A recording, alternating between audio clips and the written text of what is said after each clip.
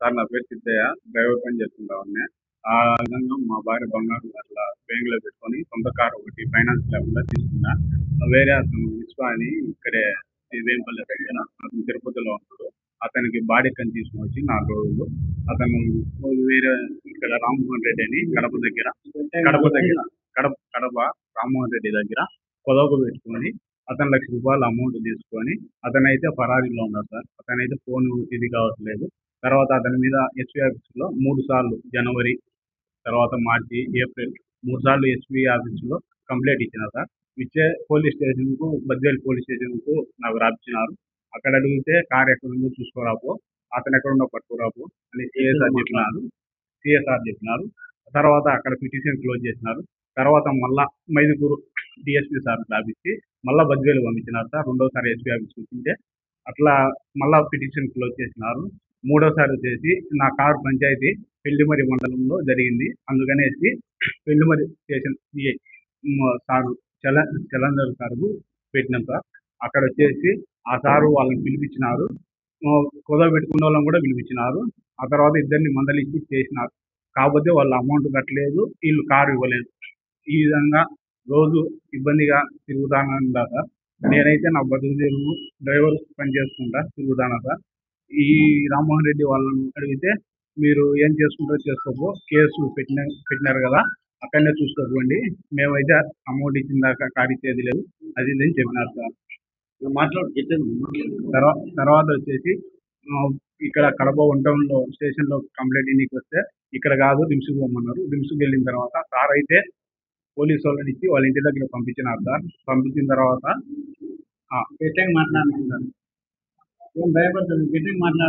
రిమ్స్కి వెళ్ళినా sir. RIMS police స్టేషన్కి వెళ్తే సార్ వచ్చేసి పోలీసు వాళ్ళు ఇద్దరిని పంపించేసి వాళ్ళ ఇంటి దగ్గర పంపించినారు సార్. పంపించిన తర్వాత కార్ ఎక్కడ ఉందని అడిగితే మేము దాచిపెట్టినాము, మేము ఈ పొదవకు పెట్టుకునేది డబ్బులు ఇచ్చిన తర్వాత ఇచ్చేది అది ఇది అని చెప్పినారు సార్. వాళ్ళైతే కనుక పోలీస్ స్టేషన్ కాడికి కూడా రావట్లేదు సార్. మీరేం చేసుకుంటారో చేసుకోకండి అనేటట్టు రామ్మోహన్ రెడ్డి వాళ్ళ నాయన అమ్మ ఇద్దరు మాకు ఇబ్బంది ఇచ్చేస్తాను. పోలీసు వాళ్ళు ఉండేదానా నేను ఎక్కడ పోలీస్ స్టేషన్కి వెళ్ళినా కూడా నాకు న్యాయం జరగడం లేదు సార్. నాకు నా బతుకు తెరువు కారు ఇడిపోయమని చెప్పేసి ఎస్పీ సార్ని వాళ్ళని నేను కోరుకుంటాను సార్. గత సంవత్సరం ఏప్రిల్లో ఇచ్చినాంచి నేనైతే నవంబర్ నుంచి పోలీస్ స్టేషన్లో ఇక్కడ బద్వేలు పెళ్లిమరి స్టేషన్ కడప స్టేషన్ నంబడి తిరుగుతున్నా సార్. ఎస్పీ సార్ కూడా 3 సార్లు కంప్లైంట్ ఇచ్చిన సార్. అక్కడికి పంపించిన తర్వాత పిటిషన్లు అయితే క్లోజ్ చేసుకుంటున్నారు సార్. మాకైతే కనుక ఎటువంటి న్యాయం జరగలేదు సార్. రామ్మోహన్ రెడ్డి వాళ్ళ ఇంట్లో 7 మంది పోలీసు వాళ్ళు ఉండేదానా వాళ్ళైతే కనుక ఏమైనా చేసుకోపో, నీ కారు అయితే ఇప్పుడే రాదు, అతను తీసుకొచ్చుకోపో అని చెప్పి మాకైతే కనుక విమర్శ చెప్పట్లేదు సార్. అందుకనేసి వాళ్ళ మీద గొడవ ఇచ్చే యాక్షన్ తీసుకునేసి మాకు న్యాయం జరిగేటట్టు చూడండి సార్.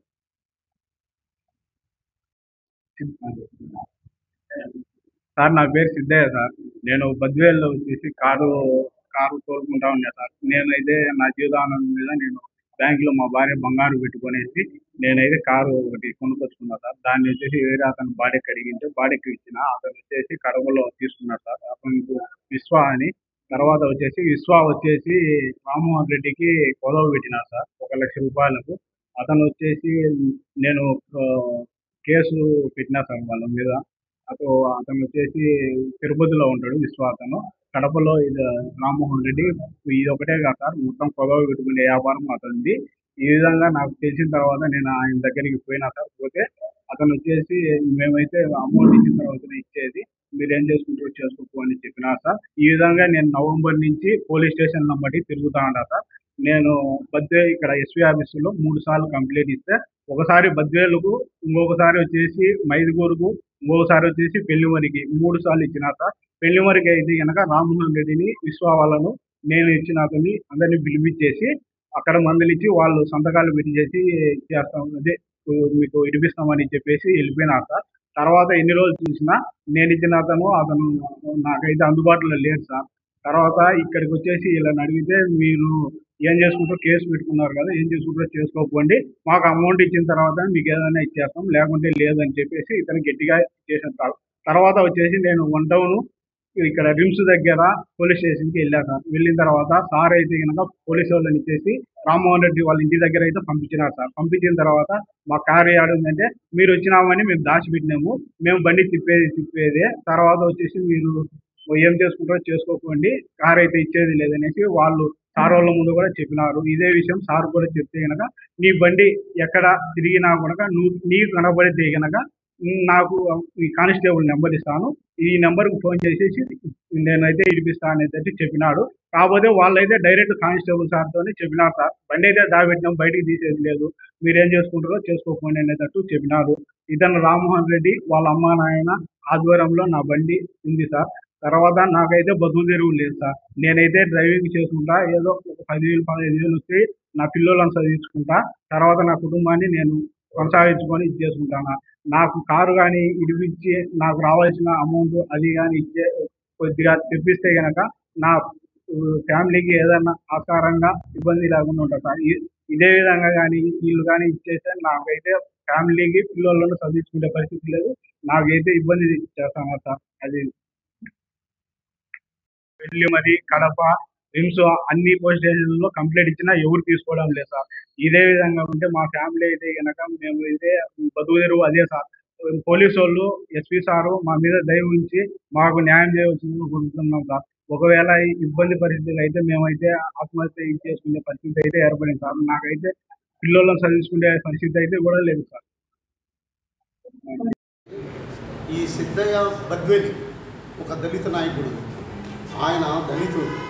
ఆయన కారు ఒక పోలీస్ కానిస్టేబుల్ తీసుకుపోయి వాళ్ళ నాయన వాళ్ళు ఇదే వ్యాపారాలు చేసుకుంటా తీసుకుపోయి తను కేసులు పెడితే ఎస్పీ దగ్గరికి అయితే డిఎస్పీ దగ్గరికి అందరి దగ్గరికి పోయినాడు.